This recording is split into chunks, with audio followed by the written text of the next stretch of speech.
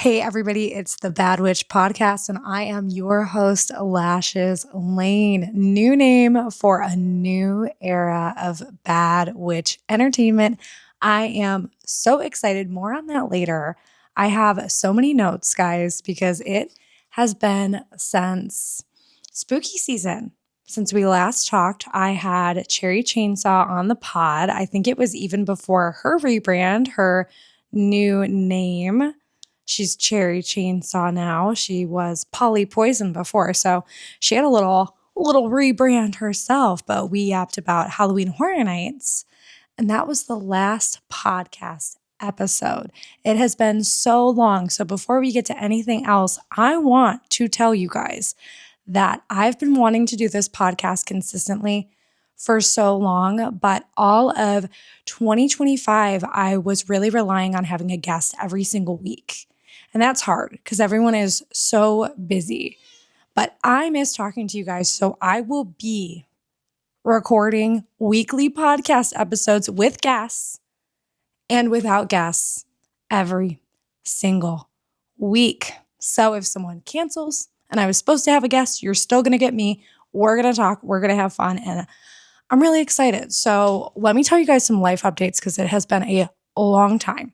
This is a big one. If you follow me on Instagram at Lashes Lane, you probably have seen me tease this, but I signed up for my first ever bodybuilding show. I know I'm doing summer shredding in Canada. I had to pick the one, the furthest away from Orlando, Florida. I'm going to Canada. I am competing. The goal is the wellness division. If you know anything about bodybuilding, you know that is the big booty, big leg division. So that is what I'm hoping for. And that is what I'm working towards. But it is my first competition. So bikini is pretty muscular as well. If I can't build up my glutes and my legs to that level by August, I will be going to bikini. So that's a little life update for me. I also have been doing regular vlogs on the Life with Lashes YouTube channel, which is what you were watching this podcast on. So if you have not subscribed to the channel, you better subscribe because we got weekly podcast episodes coming. And I do vlogs on this channel, and it's a lot of fun. So you got to subscribe for that. Now, I had my birthday as well. So little life update there. I turned 36. Pretty awesome. I know. Closer to 40 every single day. I won that little Hello Kitty at the Kawaii Neko claw machine place. I have a vlog about that coming to the channel. And the biggest news, well, actually, there's two. There's two things. Another life update. This one's really big. I have a behind the scenes vlog coming to the channel. It's the Ashes to Diamonds music video behind the scenes vlog. So that happened. And we're going to talk in depth about that day later. So, make sure you listen to this whole episode because we're going to get the tea on that from a very special guest. We also had our Heavy Heart show. Bad Witch Entertainment had a burlesque show, Heavy Heart, and it was really awesome. So there will be a full behind the scenes vlog on that as well. I want to talk to you guys about the performances. It was so much fun and the playlist was so good. So there was Sid Stratton. She started the show with Melt With You, Modern English, Love, Selena Sky. She did a little classic rock. I Can't Quit You Baby, Led Zeppelin. Then we had newcomer Kelsey Reagan doing a burlesque debut performance to Heart Shaped Box by Nirvana. Jada Blaze did a ghost song. Now I literally had to look up the pronunciation of this word. It means church in Old English. I wrote down the pronunciation, guys. Chiriche? I think if you're watching, the video of this and you're not just listening to it, you see my face is like, oh, am I saying that right? Then we had intermission, which was 15 minutes. I opened up the second half of the show with a super interesting act. If you guys were there, let me know how you felt about it. I actually didn't really take off any clothes. It was a burlesque show. I just took off my skirt and my bracelets and did a little guitar and drums moments. Bloody Valentine, Machine Gun Kelly, Betty Amore, she did the next one with Kings of Leon, Closer. Miss Black Velvet did Are You Mine with Arctic Monkeys. One of the standout performances because she did all sorts of things. She ripped her wig off. She had a whole cinematic video that played before her act. It was awesome. And then Cersei Celeste closed the show with a steamy type O negative black #1. Oh, it was so good. So if you were there, you witnessed all that and heard all those tunes live. If you were not, I will have that behind the scenes video and some clips from the show on this channel and a playlist on Spotify if you want to rock out. That playlist is going to be in the description of the episode so you can, listen to all those good tunes. Now, what do all of those songs have in common? They are all rock songs. Remember that. I want to talk to you guys about that rebrand. Let's get into the history of Bad Witch Burlesque first. So the history of Bad Witch Burlesque.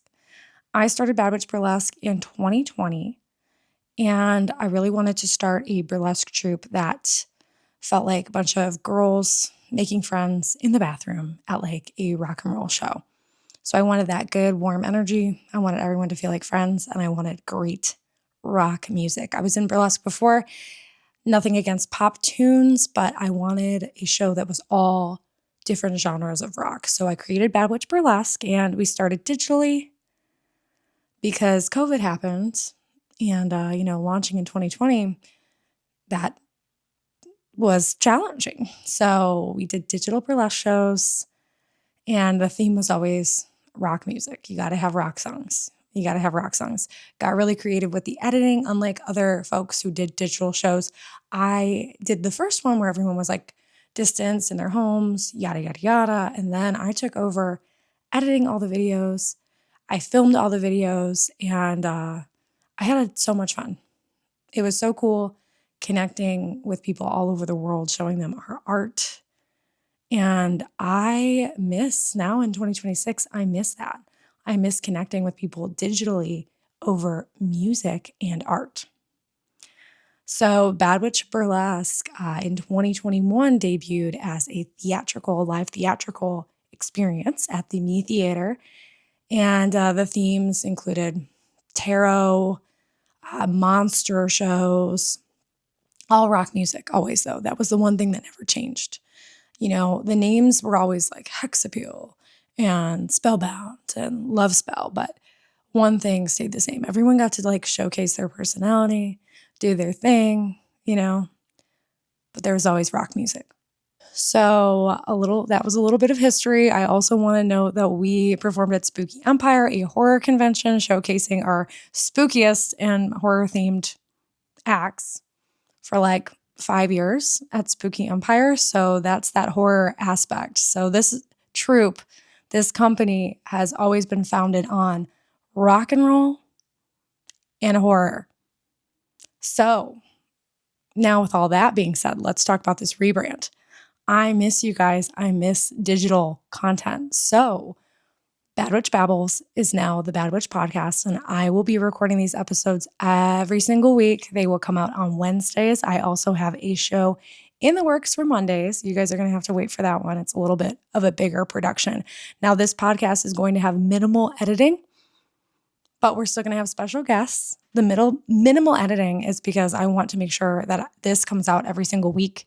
And if everything is edited crazy, I feel like it's also not going to be that natural flow of conversation. And I just want to hang out and talk to you guys. So that's what this show is all about. So Bad Witch Entertainment is going to be your hub for alternative subculture, horror, and of course, music.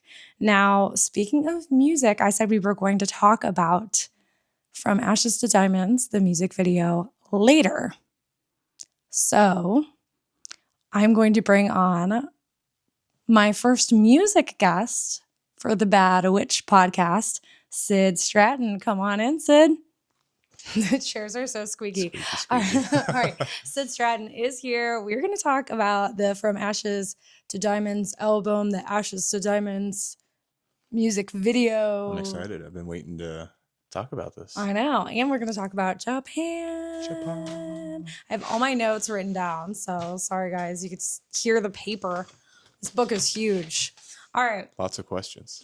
So many questions. I'm asking you 130 questions. Wow. All right, we better get started. If you guys didn't know, we are married. This is my husband. So it was really easy to get him on the podcast to be a guest. You knew what my schedule was. I had no excuses. Sure did. He came home from work and I was like, we're filming a podcast today. We were filming a podcast. So Ashes to Diamonds, new music video. Yes. You just released it. Just released it. But we filmed it forever ago. Yeah, we filmed it a long time ago. Yeah. It's been a while. I think we filmed it back in like August. Yeah. Yeah. And that was a one-day shoot. But you went before, the day before. We actually shot this at Ryan McMillion's house. That's Sid's guitar player. Yes. But you went the day before to set everything up and do some test shots, I think. If I remember, it was so long ago. Yes, I wanted to make sure that, because with us having to do it in that room and there's big windows and the light coming in just from past shoots, trying to keep that continuity, I knew we had a certain time frame to shoot this video for it to look good.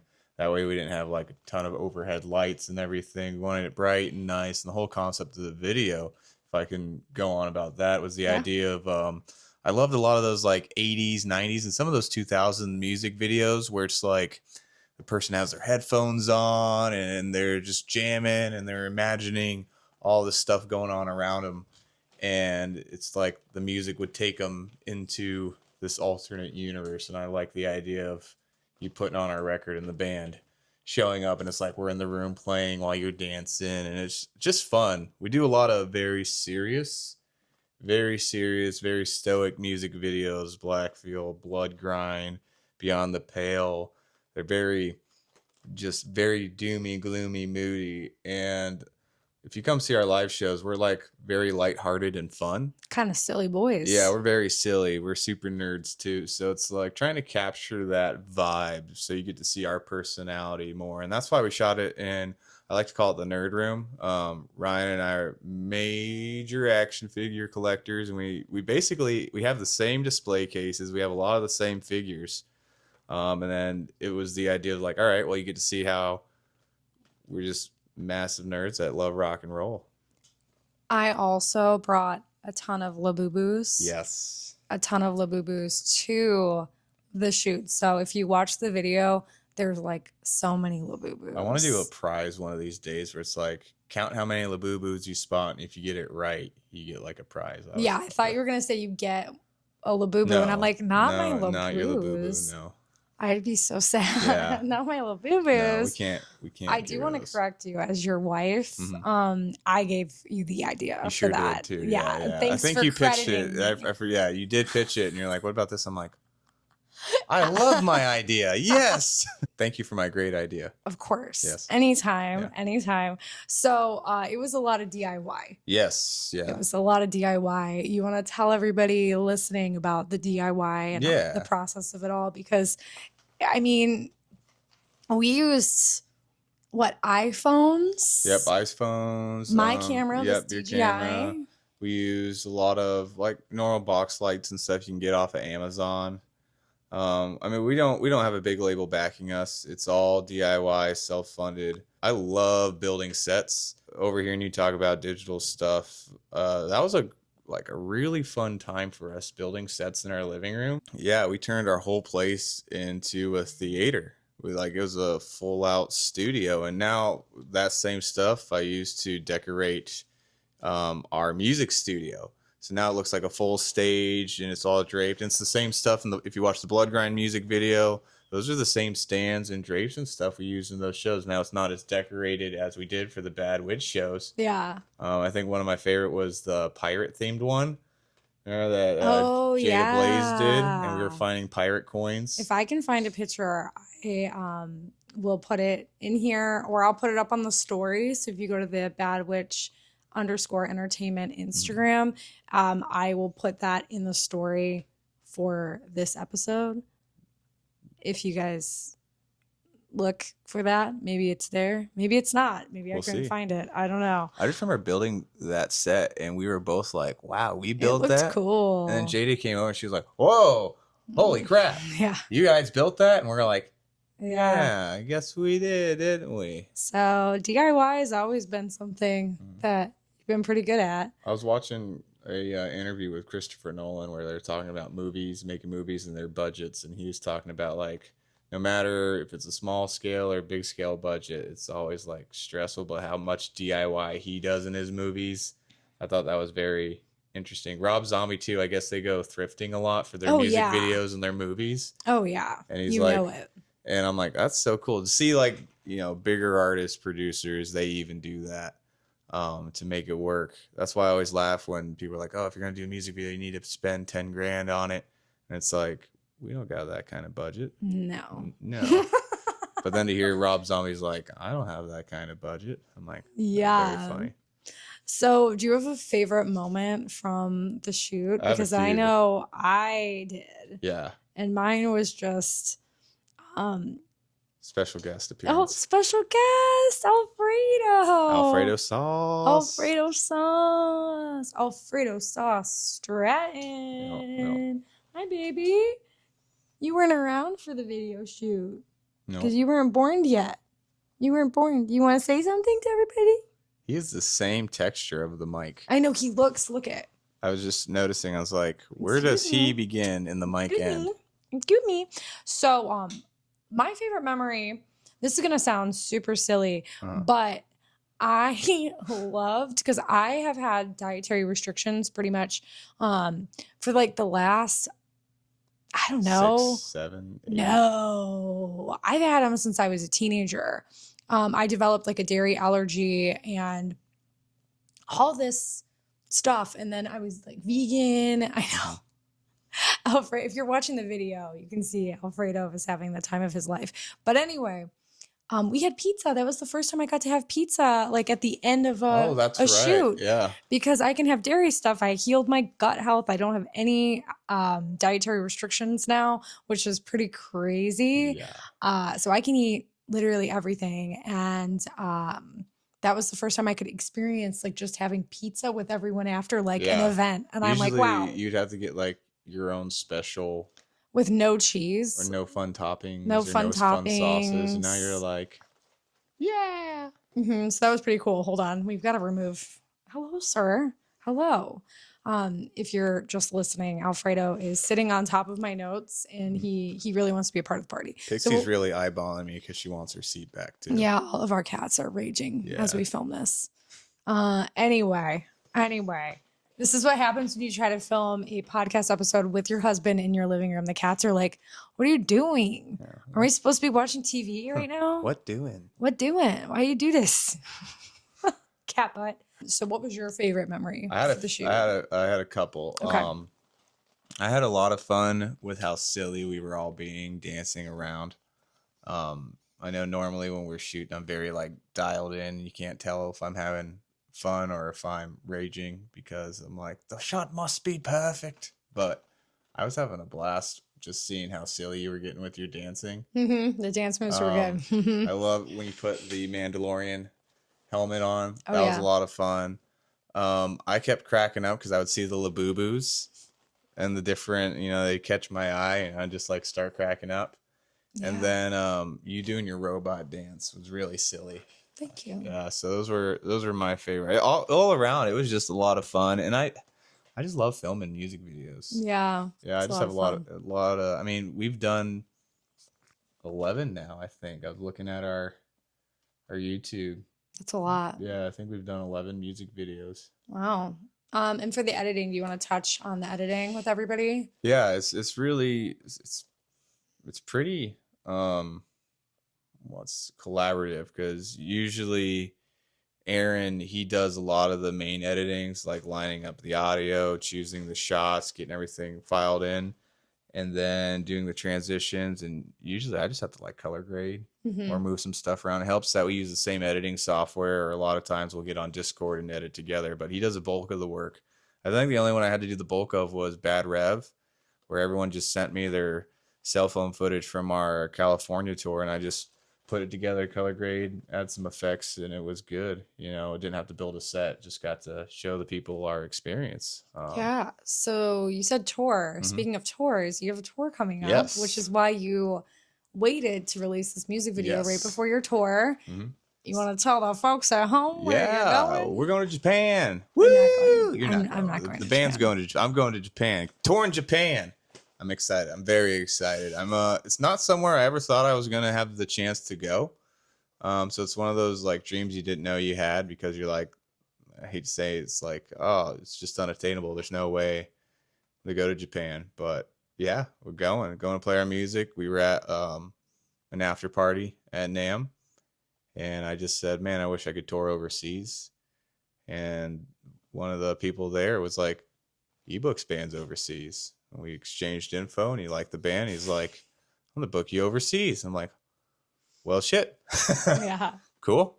Let's go. I don't know if you guys can hear in the background, but one of the cats found a squeaky mouse toy. So if you can hear a squeaky little mouse, it's me squeaking with enjoyment or excitement. I will make sure the squeaky toys are away for the next one. We don't want any of those distractions in the background.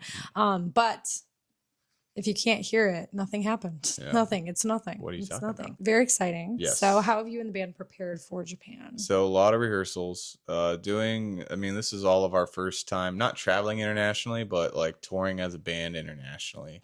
This is our first time. I was talking to Aaron the other day at our last rehearsal, and he was saying this is the longest tour he's actually been on playing. And I was like, really? I thought you've done that. And I forgot he worked like merch or something on a longer tour, but this is the first one he's actually played. So I know he's a little nervous. I know Ryan's a little nervous. I got some nerves because you just want everything to go right. And in rock and roll and live entertainment, nothing ever goes according to plan. So we prepped so many different backing track files just in case the in-ears go bad or laptop gets destroyed or something. We need backup files. So we've done all these plan A through Z to make sure every night we can put on a show no matter what the situation is.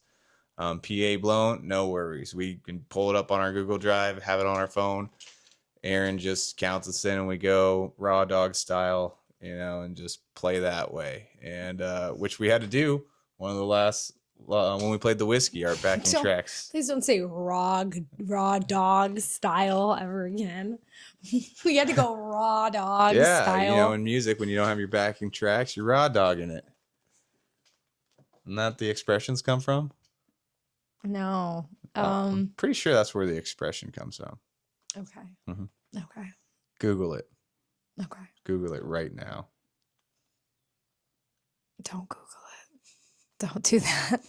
Don't tell my people to do that. Don't do that. Don't do that. Don't listen to him. That's disgusting. Anyway, Jesus. So with packing, like, how are you bringing so much crap over there?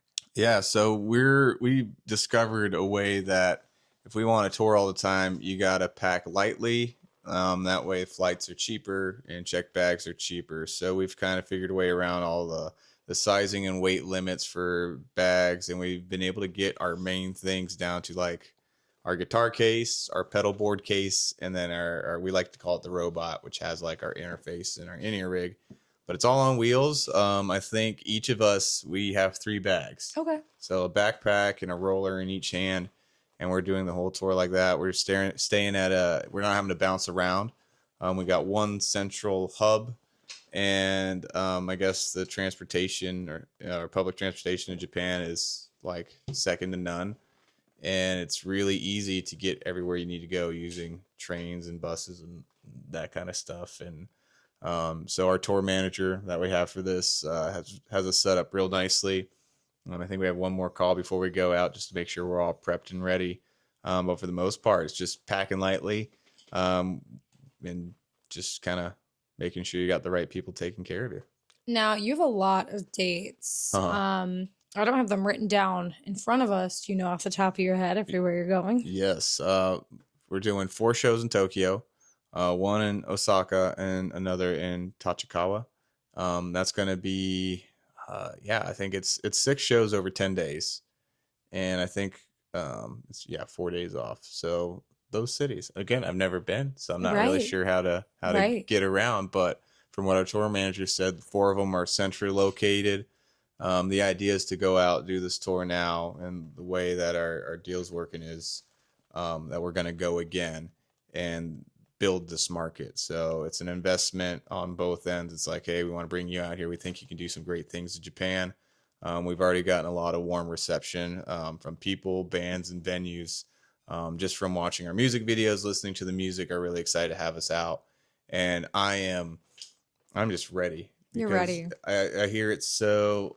Multiple people have told me this that don't know each other, so that's how I know it's true. I was warned, once you tour in Japan, you're never going to want to tour anywhere else in the world because of the way they treat musicians, and they treat everything like a profession. And so you have those professional expectations, but you're also treated like that. Where, touring around, that's not always the case, especially in the States. Sometimes you're not treated the best. There's always some kind of situation go down and you got to work around. And it sounds like from a number of people, they've all said, like, they take care of you, they expect a lot, but you're treated with the utmost respect and integrity, which is what I'm excited about. Yeah. So, you get back March 2nd, I believe. I'll have another podcast episode if you'd like to come back on that and tell everybody if that's actually true. Yeah.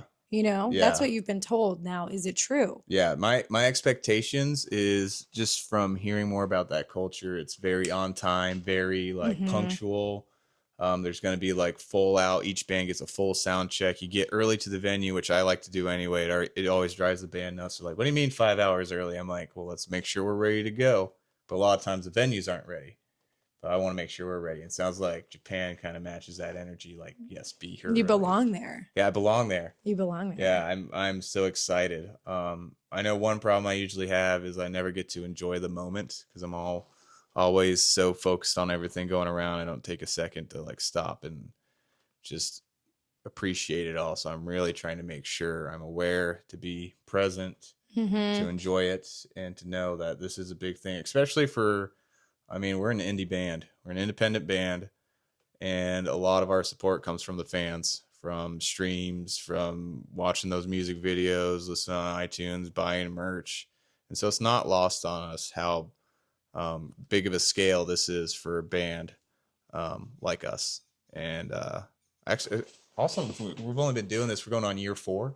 So we're less than 4 years old as a band, touring internationally. It's pretty cool. Yeah, and it's I pretty awesome. That. Yeah, Aaron, I'm proud of you. Thank you. You and Aaron always humble me with that. They're like, "Yo," or not humble, or what's the word? I don't know. Where it's like, you're doing a lot, man. You're doing a lot for a short amount of time. You've accomplished a lot. You've done more tours. No shade, but you've done more with Sid Stratton, your solo project. You have your band, but this is you used to be in, Martyrs Asylum. I'm going to say it.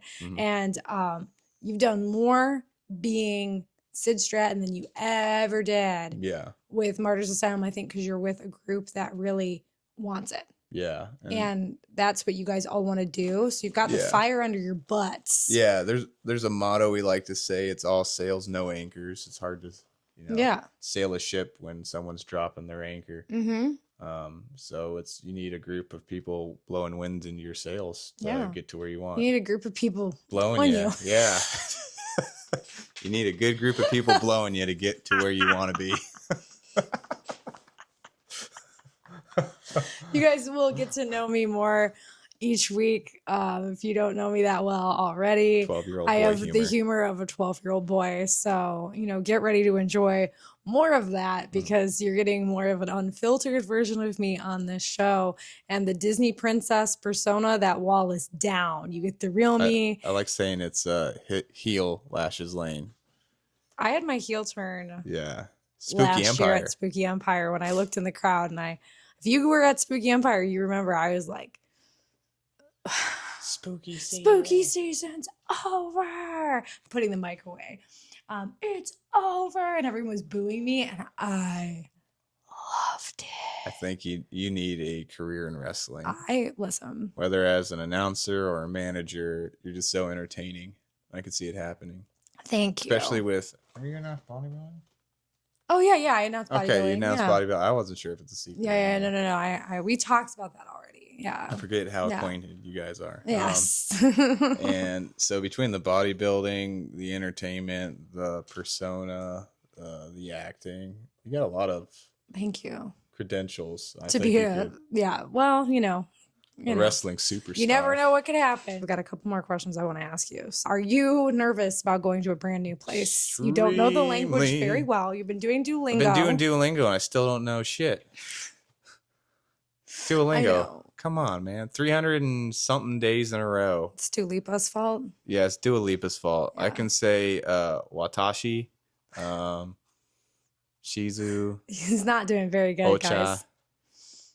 Kudasai. You're going to love Google Translate. Yeah, I You're know. going to be living off Google Translate. I'm going to be so stubborn and I'm going to try to speak Japanese and they're just going to look at me. I just want to try. I want them to know that I appreciate their culture and I really want to try. That's why I'm just learn, as long as you learn thank you and thank you. Sure don't. Oh, well, let's make sure you learn thank you. We got a couple days to learn it. I think it's domo because of the Styx song, Mr. Roboto. And he says, domo arigato, Mr. Roboto. I feel like. And then he says, thank you very much. So I think domo arigato is thank you very much. I think so. Yeah. If you guys know, let us know in the comments. I don't speak Japanese. So message. We just talked about WWE. You said I should be a wrestler. I think you'd be a great wrestler. Can you cut a promo for the folks in Japan that are waiting for you? Yes. Right now. February 20th through March 1st. Japan, we're coming to you. And we're going to offer no caveats. We're going to bear no regrets. And we're no one to settle for less. So you better not settle for any less when we come to rock your city. Tokyo, Osaka, and Tachikawa. We're coming for you, brother. So that wraps up our episode of the Bad Witch podcast.